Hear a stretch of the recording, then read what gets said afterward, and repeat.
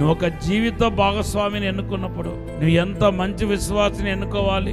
నీ కొడుకుకో కూతురుకో సంబంధాలు చూసినప్పుడు ఎంత మంచి విశ్వాసిని నువ్వు ఎన్నుకోవాలి. ఒక డబ్బు కోసం ఆశపడి వాళ్ళకి పలానా స్త్రీకి ఉద్యోగాలు ఉందని లేకపోతే అందంగా ఉందని నీ కొడుకునో కూతురునో తీసుకెళ్లి ఒక అవిశ్వాసకి ఇచ్చి పెళ్లి చేస్తే నీలాంటి దౌర్భాగ్యుడు, నీలాంటి దుష్టుడు ఈ భూమిలో ఎవరు ఉండరు. ఖచ్చితంగా నువ్వు దేవుడికి లెక్కప్ప చెప్పాలి.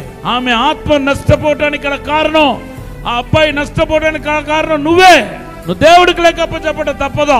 ప్రభు వాక్యం స్పష్టంగా ఉంది. మీ అబ్బాయికో మీ అమ్మాయికో పెళ్లి సంబంధం చూసినప్పుడు నీ కొడుకు కంటే ఆత్మీయులను చూడాలి, ఆత్మీయురాలను చూడాలి. నీ కూతురు కంటే ఆత్మీయుడు చూడాలి. ప్రభులో ఎదిగిన వ్యక్తిని చూడాలి. అటువంటి వాళ్ళు దొరకకుండా ఉన్నంత వరకు వెయిట్ చేయాలి. 1 సంవత్సరం ఎక్కువైనా పర్వాలేదు, తక్కువైనా పర్వాలేదు, but you have to wait. సమయం ఆలస్యమైనా పర్వాలేదు, శ్రేష్టమైనది దేవుడు తీసుకొచ్చేదాకా కనిపెట్టాల్సిందే. ఈ నిరీక్షణ మనల్ని సిగ్గుపరచదు.